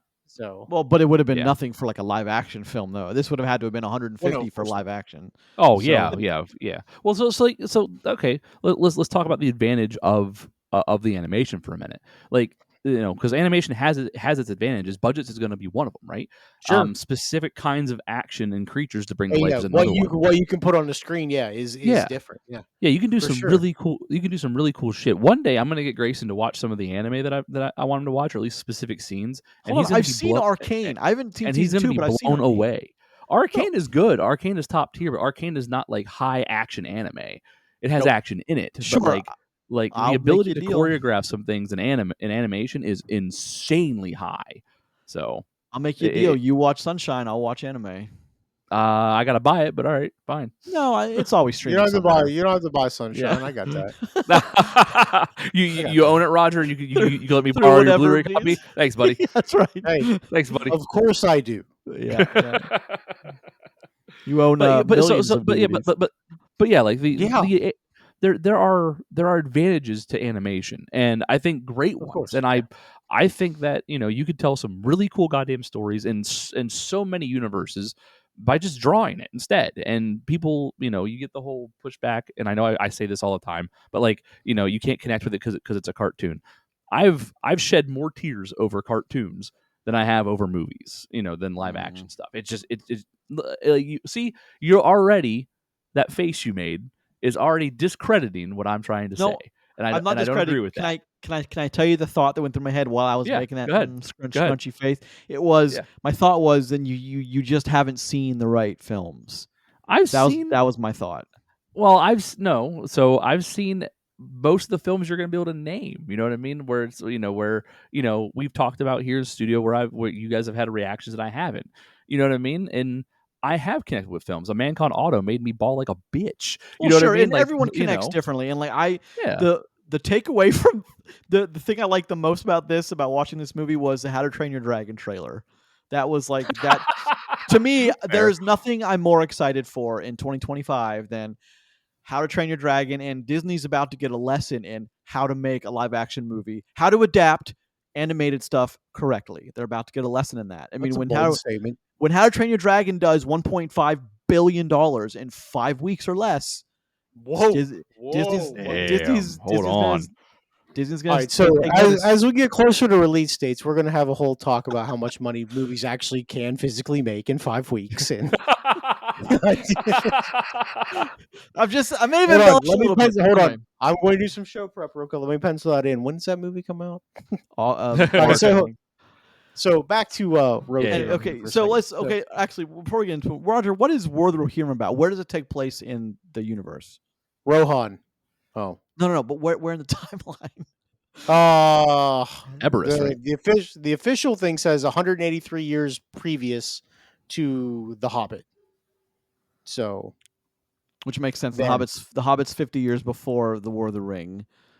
Before the Lord of the Rings trilogy. War of the Ring already happened. So, and it's just an isolated story. Which, can I ask you guys a weird question about this? This wasn't. It was a story set in the Lord of the Rings universe, but it wasn't. Humans fighting for survival against the orcs. Did you find that weird or off-putting? I'm not saying I did. I'm just asking a question, really. I'm okay with the human story in the Lord of the Rings universe. I think that's interesting actually because we don't get you don't get a lot of that through the other Yeah. Lord of the Rings stories. It's Yeah, always you know what I mean? Like always another species you have to yeah, fight for supremacy. I'm okay with this more isolated story they're telling. There's no problem with that in my book. I like, cool. Like, there's some, a war, between, these mountain factions and, and the King of Rohan. Awesome. Yeah, territorial border war, something we've seen 1,000 times. Yeah, that's actually interesting. And then like, and pulling characters that exist into the story and, telling pieces that is fine. It's just the execution of this is poor at best is I guess the best way to describe it. And I don't think it was always. I mean, I liked certain things, like the opening narration. It was very Lord of the Ringsy, very Sure. the text fades up and then someone, Well- a female starts telling you a story of what happened. I like That's that. bare minimum what you have to have, right? Sure. Yeah, but sure. but hold on. Is that creative or is that member berries? Like what is that? I what would say section that's is that? I would say that's not member berries because that's quality and good. So there's just I would probably say it's both, but here's the thing: Mm. that doesn't mean it's bad, though. It can be both, and I agree It'd with be you. like having a Star Wars movie that didn't have the crawl at the front. You know what I mean? Yeah. I agree 100%. Yeah, You okay, got to fair. have the crawl, sure. But there's certain things. I think the movie starts stronger than it ever. Like maybe the first 20 minutes, I think, up to the end of the fight, which I think is the fist fight, which I cannot believe that's how that plays out. I could not First believe off, how awesome it is that he just fucking one punched a man to death. God Dude, damn it! I've seen an anime incredible. called One Punch Man. You know what I mean? Yeah, Like, sure. That's the him. point. The point is, did you guys think that? I thought that was super weird. You how didn't he come for did- the Hammerhand, baby. You didn't Yeah, come but for it. he didn't.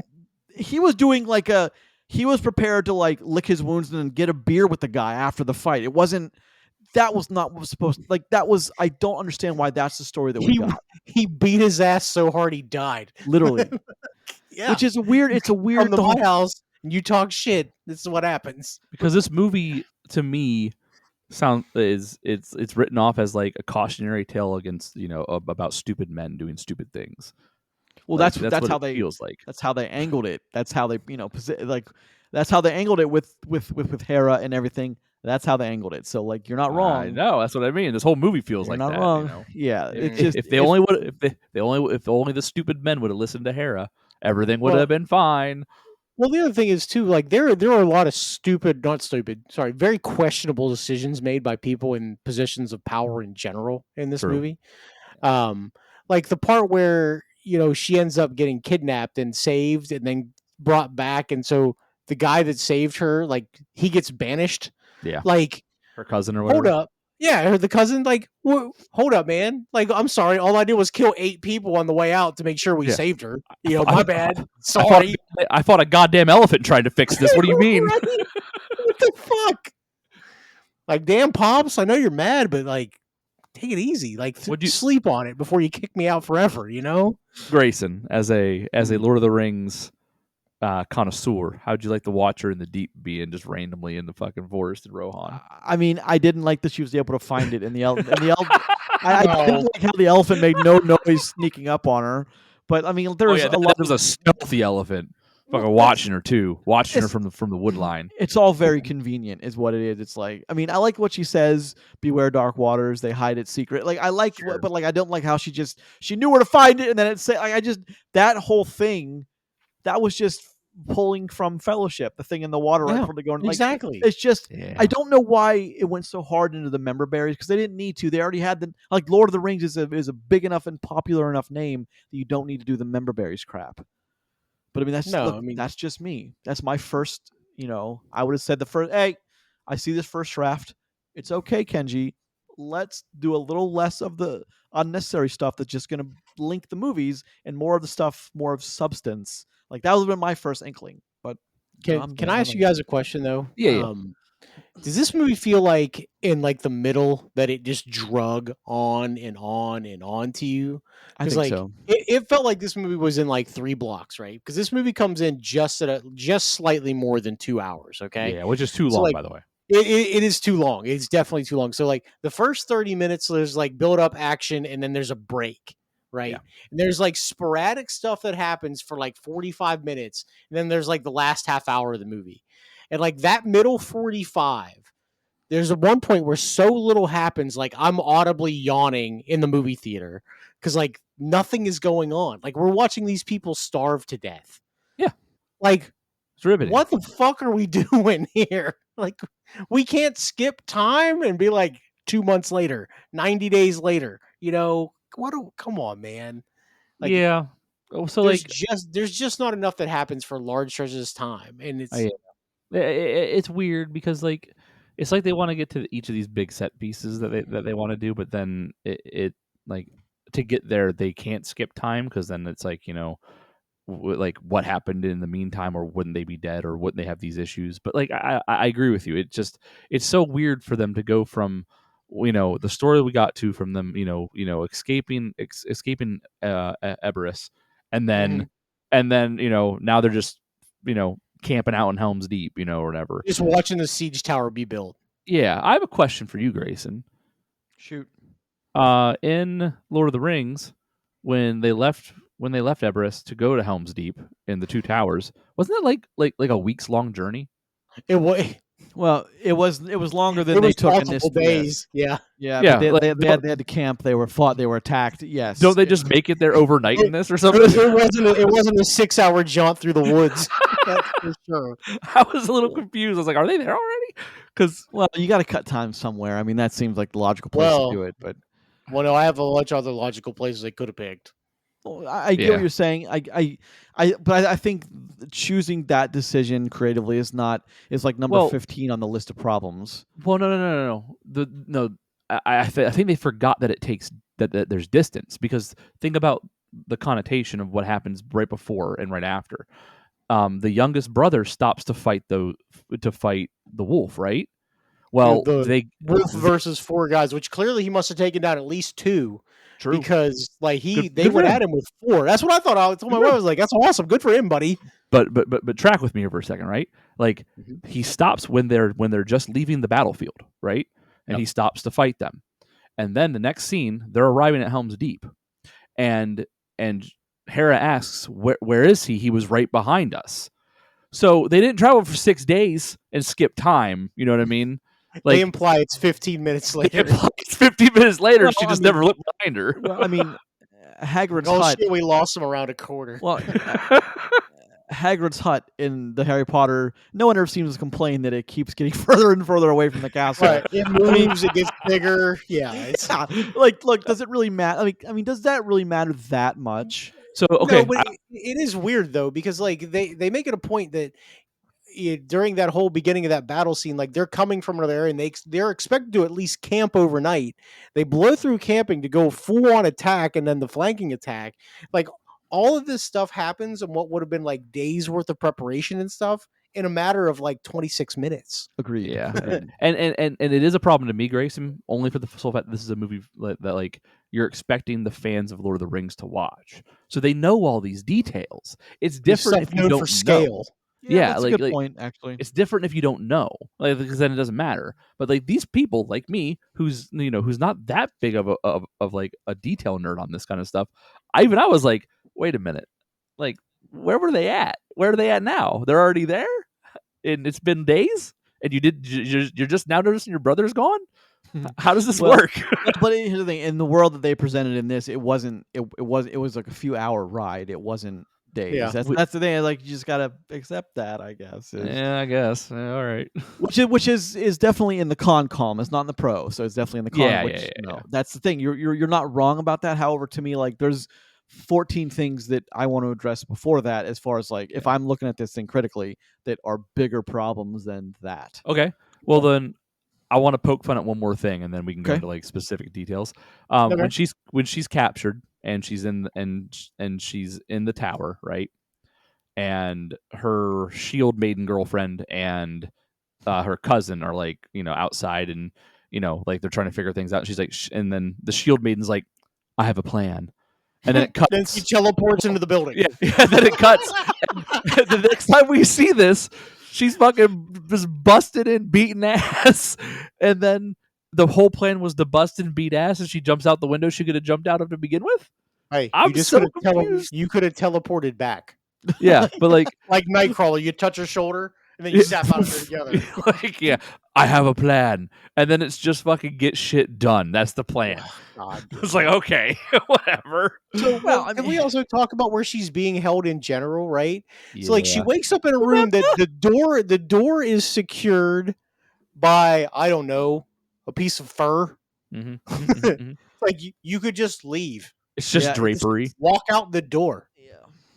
It's like, come on, man. Like, what are we doing here? Well, it's. And I then mean, another part when we're when we're at the fortress, when we're at Helm's Deep, like they're trying to shoot arrows at him, right? And they're clearly falling short.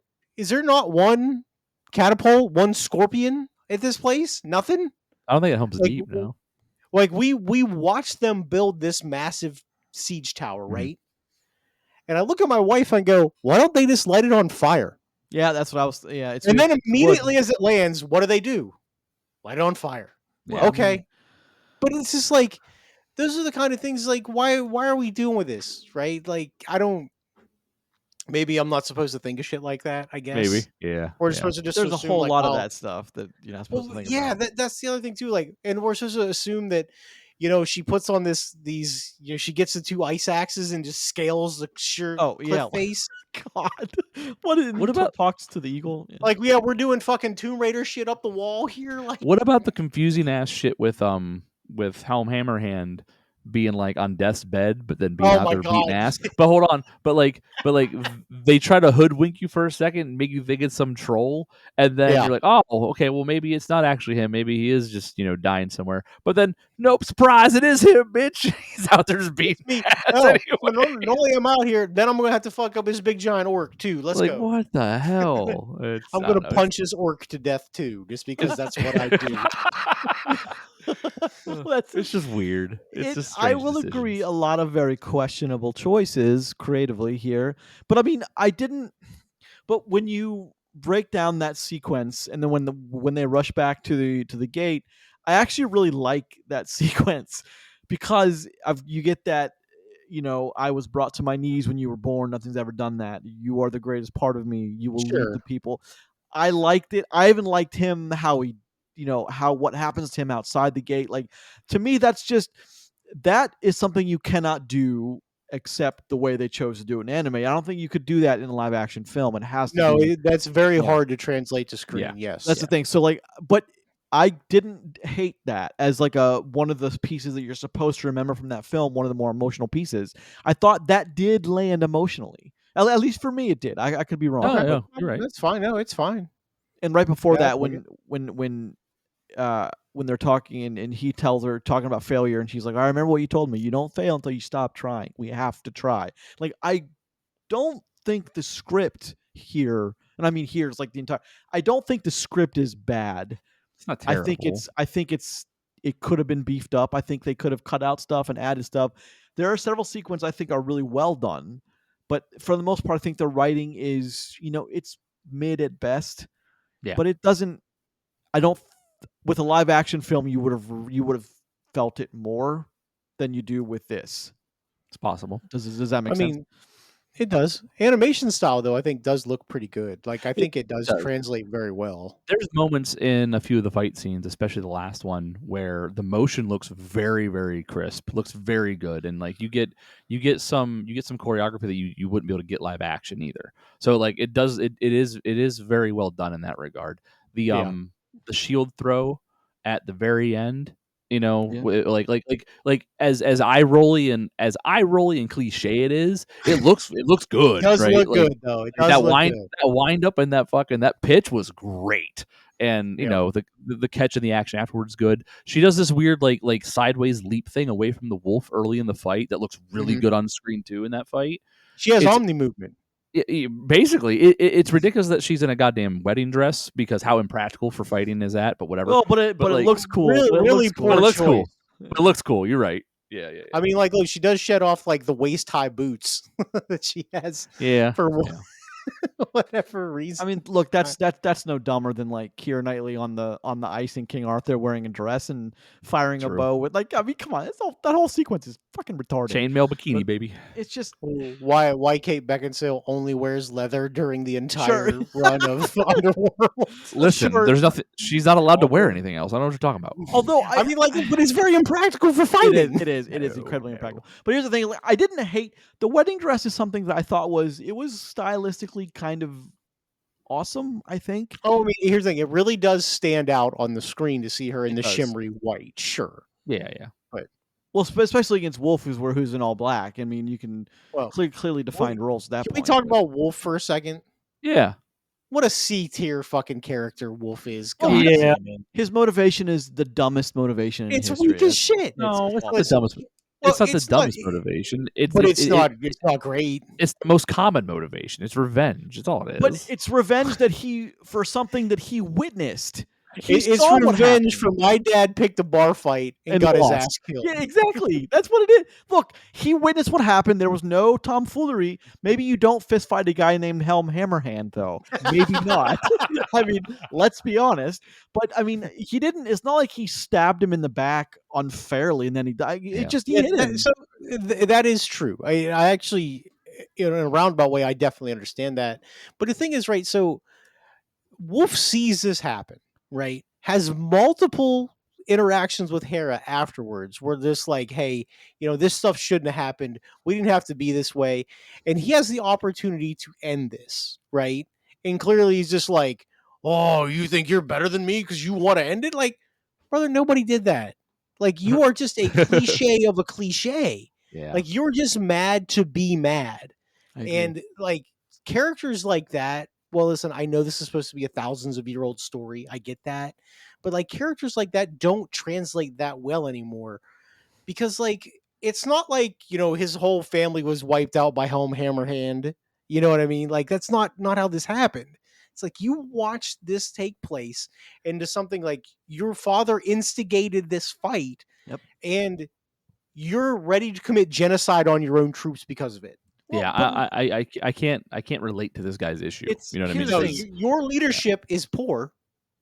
Here's the thing. So with Wulf, the decisions made here I think are twofold silly because even when we flash back when Hera is remembering that weird knife fight they had when they were kids, she stabbed him in the face as a child. Well, no, he cut him. That goes hard. Maybe you shouldn't fight with actual blades then. Like both of these things, like Wolf's like, yeah, you know what? Maybe that's my fault. I shouldn't have given but like, why is he upset about these things?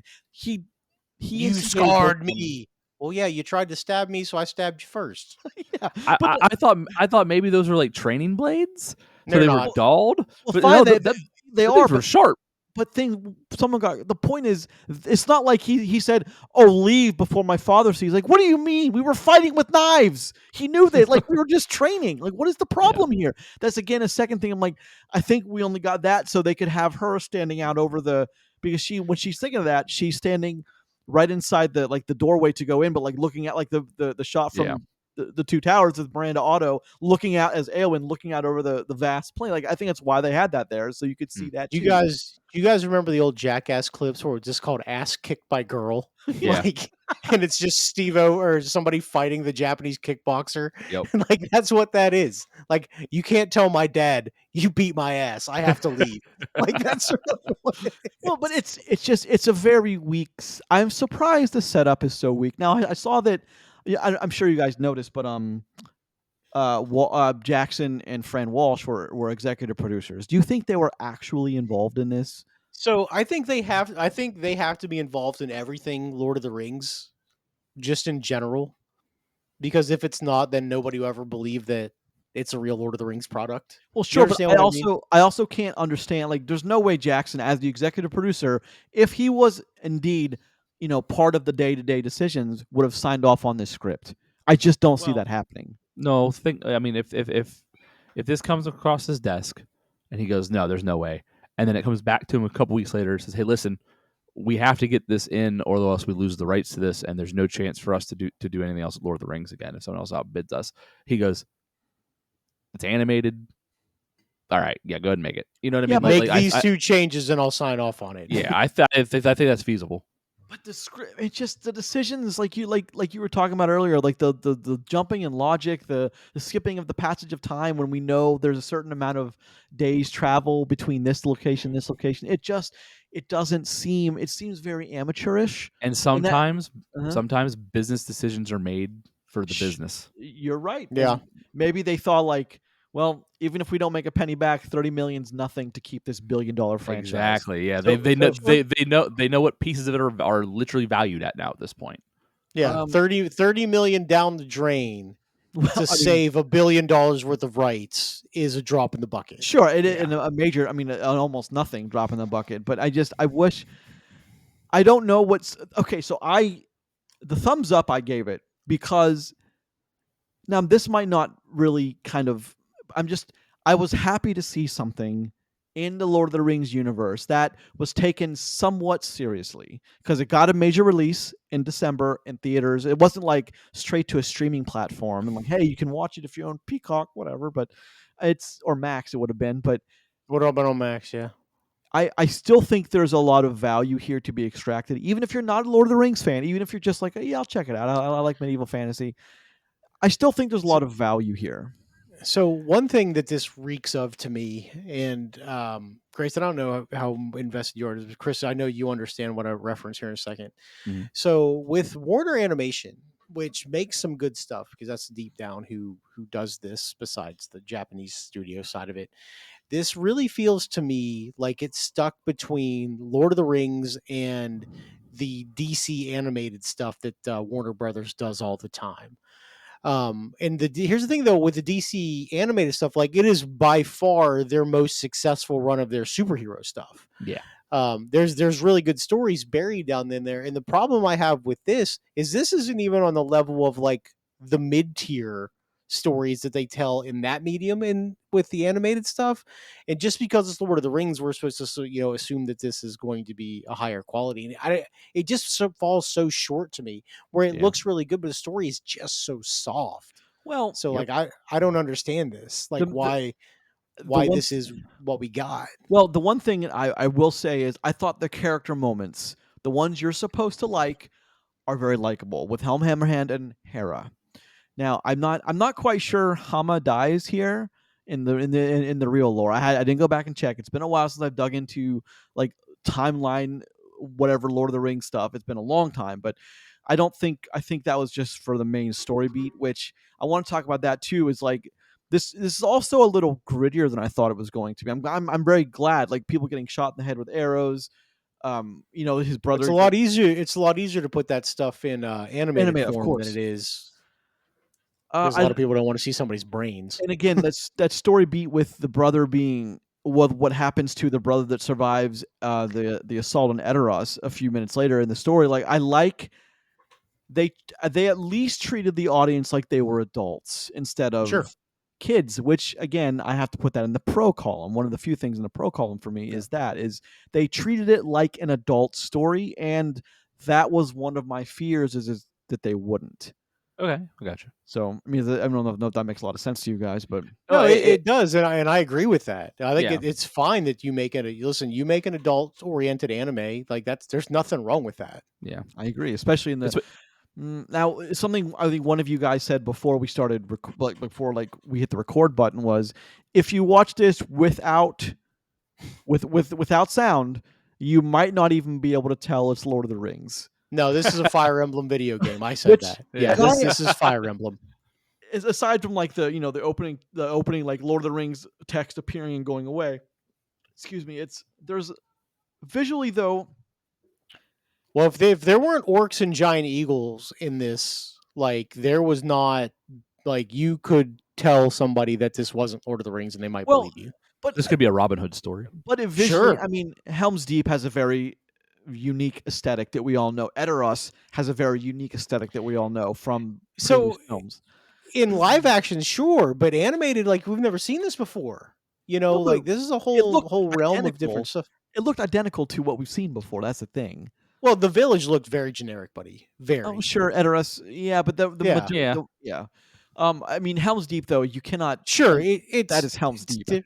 But it also looks like 1,000 other fortresses we've seen cut Sure. into hillsides. But I actually think like You know? the wardrobe that they put on, the weapons they used, it all seemed. If I was pressed, like yeah, that comes out of Jackson's Ring trilogy. I Okay. could see that fitting in right in Arsenal. Or a Yeah, King Arthur story. I mean, sure. it's really It looked like, to be honest, I don't know if you guys ever remember watching Prince Valiant, the animated cartoon, like it I was don't on like Saturday mornings, I don't long think time so. ago. Like I loved it, but like it looked pretty identical to that, like almost pretty close to like what they were wearing. And again, that was before Lord of the Rings, but like it was very like the swords were very pointy. The wizards wore long robes, and it would looked very like right out of a prior to pre whatever 2010 thing, but like what like medieval fantasy would look like Magic the Gathering, or like a wizard and a warrior and a knight. Like that's very what we have here. Is I think some of the character models here are pretty generic, but they Sure. still have that subtle kind of like link to the Lord of the Rings. I mean, for instance, I love the way Helm Hammerhand looked. I love his visual aesthetic. Okay. Um, Well, yeah, because he looks like a big badass. well, Sure. he looks like a king who's seen some shit in his day. I liked Hera's design. I liked most of the character designs. They were all distinct enough that I could make out. Like again, Well, if someone's hard of hearing, they wouldn't have a tough time knowing who's talking, I guess. the main characters are all very distinct, but every generic villager is generic villager. Yeah, but but so is every generic extra. You know what I mean? Yeah, Yeah, So yeah, sure. yeah. it's kind of the same. Yeah, 100% agree with that. I did. One thing I want to talk about was the eagle, because you definitely could not do that in live action, like her climbing up to the eagle and like laying everything on the line. But the eagles has such a reverence in the Ring trilogy that like that actually makes a lot of sense in this story, because like the eagles are like very noble things, and like, oh, the eagles are coming. All 6 films have it, so why not just add it to this film too, the eagles? But Yeah. I really enjoyed that aspect. I don't think you could do that in live action. It would be very It's difficult. tougher. Sure. It would be difficult. Tougher.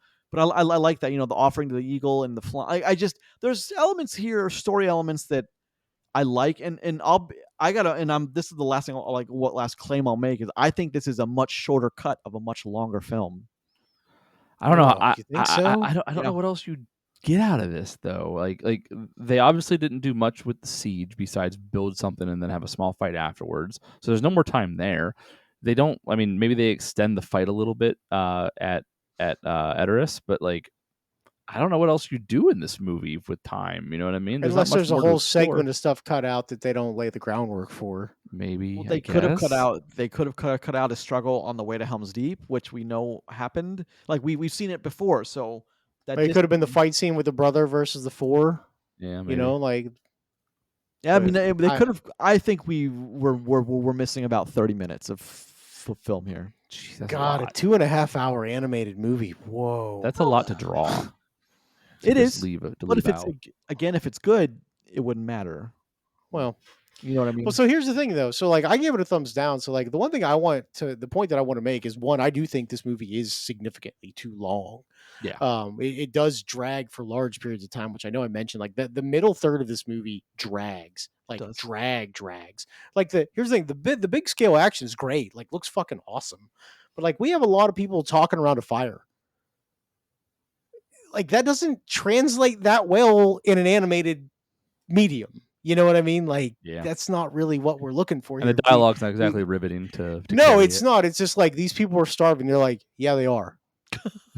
Like those Go are the get more conversations firewood. that happen. No, yeah, Yeah. it's fucking cold. Like, yeah, okay, yeah, I get it. No, I kind of, and it's very anime to like. There's a lot of, and Chris, maybe you can attest to this. I don't have much experience in the anime world, but there's a lot of times when like someone will say something, and the shot will hold on them, and it'll cut away to a different scene. It's like, is that an anime thing where it just Yes, like there's like 2 or 3 beats sometimes after a conversation happens before you cut away? Like it just, to me, that seems like wasted air.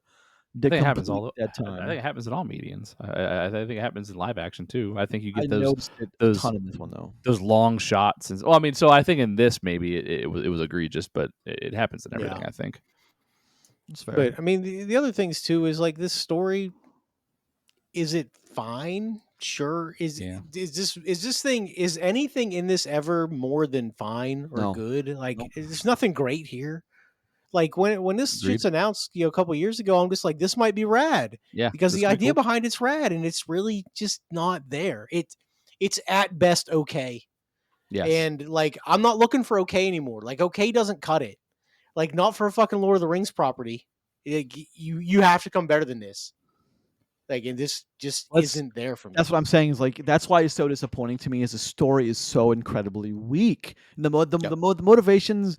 They don't. I don't think that Wulf would have been as upset as the movie makes them out to be in that time. I mean, putting it into some kind of medieval setting or like the setting in that time frame for real. I just like, hey, you know what? My dad started it. You finished it. Fair deal. Like my question is, about Wulf is like, how is he this much of a commanding presence amongst all these people? Gets all these mountain tribes to gather up under his banner, but then is like the biggest, let down as a villain when he's kind of a bitch. Yeah, exactly. Like, yeah, or it's like bitch. he gets beat. Oh, I'm gonna fight anyway, or okay, if you win, I'll go. We're gonna attack anyway. Like all this. All right, guys, my big plan is to fist fight this woman and let everybody understand how cool I am. Like, I don't know, buddy. Even the general's like, brother, no. Yeah. And he's like, yes. Yes. Well, the thing is, like, I don't know, because it doesn't, when he asks, because when they first arrive and he asks for her hand in marriage, it doesn't seem like she's against it. It seems like she's like, oh, she's just not super into it. Yeah. But it's more like I still have so much I want to do before I settle down and have babies. Or simply, maybe you could have brought me some flowers first. Sure, but like, you don't really know how to romance a lady, do you, sir? The script either doesn't know how to read a woman's response, or Wulf, they just made it so Wulf really didn't know how to understand. Because they came for a fight. They didn't come, like, even if she'd have been like, oh my God, I was hoping you'd ask me. Yes, let's do it. They didn't come for that. Like, Freka didn't come for his son's marriage. He came to, kind of have a pissing contest with the king to see what he had to do to steal his kingdom further. You know what I mean? It wasn't, but like, the dialogue didn't really make a lot of sense there, especially. And then when she asks again in the tower, well, of course she's worried about her people, you dumb dolt. Yes.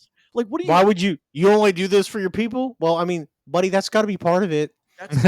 Most we just can't ignore that. Most political marriages were all about treaties and uniting kingdoms and stuff. I mean, that's real stuff. Well, I'm not going to marry you and let you slaughter them. Like, that can't be how this works out. Like, that's a lose-lose for me, man. I'm not doing that. No. That's the thing is, like, and it's, I guess what the damning thing here, and I think, Chris, you alluded to this a little bit, I think before we started recording, is like, the script never allows Hera to be awesome because Hera's awesome. Like, the fact that she bests Wulf how she does is almost like and then what happens? Yeah. What's the next? Is Wulf going to get back up? Why is he? You know what I mean? It just doesn't. It tells us she's a badass rather than show us she's a badass. That's like the thing is, like, film should always show and not tell. But lately, it's been he got punched in the neck so hard with a shield he died. Yeah, I found that kind of weird too. I thought maybe he got stabbed in the neck or sliced in the neck with it, but no, she just him in the neck. Yeah, man. He got shielded right there. Yeah, he got maidened. He got maidened. Yeah, but overall, I think this is fucking owned. Not what I was looking for, but I enjoyed my theater experience, if that makes sense. Maybe it's because I was eating popcorn out of this guy that I enjoyed. I mean, look, that is fucking rad. Yeah. Like, here's the thing. My movie theater experience went up by 20% if I had that to eat popcorn out of. And drinking out of an actual, like, mead mug. Like, that's so cool. Yeah. Now, see, I just feel like I'd spill that shit all over me in a movie theater. Yeah, like, that's what people that drank out of this did, is they slopped all over their beards. And yeah, but me doing that in the middle of a movie theater when it's 34 degrees outside just looks as like God a intended. Yeah. I'm just glad we got something in the Lord of the Rings universe that was, in my mind, this is better than Rings of Power. 100%. Yeah, I'll watch this. Sure. But I mean, look, again, though, again. you're stepping over a bar. Sure. Yeah. It's so low. I can't. Yeah. I needed something. I was excited when they chose the December release date. When I saw who was making it and Chris was excited, I was like, okay, I'm going to get excited about this because Chris, I trust him. So, sorry, Chris. I mean, not that I don't trust you. No. It's all you good. were also, like, you were also a little. Yeah, I was also let down by this too. I don't know. I think we all were though. Really, right? Now that I've seen this and I know it's in it, like I'll turn this on for me and my 9-year-old. You know what I mean? Like she'll dig it. She'll think Hera's cool as hell. And she'll. I mean, listen, you got a little girl, time. man. It's a good way to introduce a young lady exactly. to a Lord of the Rings related story. That is 100% accurate. Well, because listen, she loves Harry Potter. She's almost done with the 5th book. She's watched it's time to play Fire Emblem. So it's all right. Now I can work into Lord of the Rings here soon. This is gonna be good. Wait, what do you mean no to play Fire Emblem? Have you ever played Fire Emblem? I played a couple of them, but like they're just, to me, there are better RPGs out there than Fire Emblem. He's never touched it. I definitely played some Fire Emblem, but like you have 16 Final Fantasies that are better than any Fire Emblems. That's just my personal opinion. Hold your tongue. Okay, held. Thank you. Lord of the Rings is incredibly complicated stuff, especially the books. The film's not so much, but the books are incredibly that is not for. I'm talking about films only. I'm talking about films only. Films will be. I mean, because visually, she's getting it's not just reading it; she's seeing the visual, which also gives her context clues of how to take it. But I think it's a great idea. And Hera, the biggest problem for me in this movie is Hera has the making of being a great heroine. It's just the script didn't allow her to be a great. The problem is she's generic heroine number 44. Yeah. Well, and she's not a real Lord of the Rings character. Yeah. Yeah, well, she is that makes it a worse. Footnote, but she's not actually. She's not more than a footnote. But again, neither is Galadriel before the Third Age, and the Rings of Power has based their entire $1 billion show around a character that was a footnote in the age where they're making it. Who had the hots for Sauron? Yeah. I get it though. I mean, do you? Fair enough. Anyway, weird stuff. Anyway, so final thoughts. I think just disappointment, but. Yeah, I mean, in the end, it happened. Whatever. I can show this to my daughter. Cool. I wish it was better, and I understand exactly why this movie was made, who it was made for, and why. And it sucks, but whatever. I won't remember this movie after next weekend. It's fine. Do you think it'll get some kind of pop over the Christmas break for a lot of people? No, I don't think so. DOA, baby. Well, where do you? Well, I'm willing to say it hits at least 30. Where do you? You don't think it'll hit 30? It's only made 11 so far. No way. Buddy, it might. I don't want to be mean. It might not make 20. Oh my goodness. I just don't see that being a thing. When people are off for 2 weeks, like a lot of kids, I think that's where it's going to shine. Those kids are going to see Moana. Yeah, kids aren't asking to go see War of the Rohirrim. Kids are asking to go see other things. Sonic is about to come out. What do you mean? Oh, yeah. And Mufasa. Yeah, and Mufasa, I guess. Yeah. So the last thing for me, and because it's time for us to wrap this up, last thing for me, this is forgettable. Like the idea, listen, I give them credit for trying something different. It's just not there for me, man. This is a forgettable story that I'll be surprised if I ever watch this again. I hate that. I hate ahead, that this movie will get the rap. It didn't do good because it was animated. I hate that there's that excuse there. I hate that. No, but listen, people say that. Executives will say that. I get what you're saying because it's probably accurate. But that drives me nuts. Not there, man. I mean, it's not good because the script wasn't great and the whole the story wasn't well thought out. There's a number of things here, Bucko. You should tell them. Imagine how excited you'd be if this was a fucking banger, right? If there was just action and just awesome fight choreography the whole time and a riveting story and a cool twist with the heroine. You know what I mean?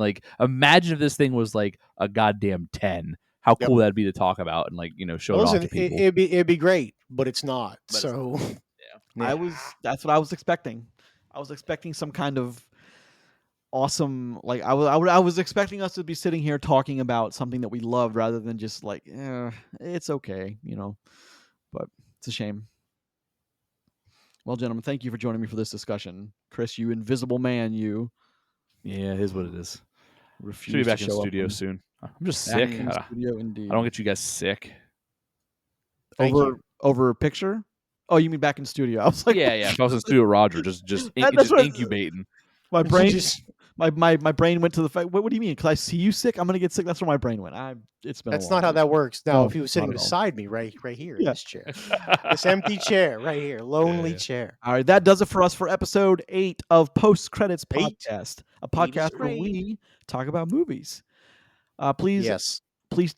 look for us on all of the usual suspects, including Apple Podcasts, Podbean, Google Podcasts, Spotify, Amazon Music, and YouTube.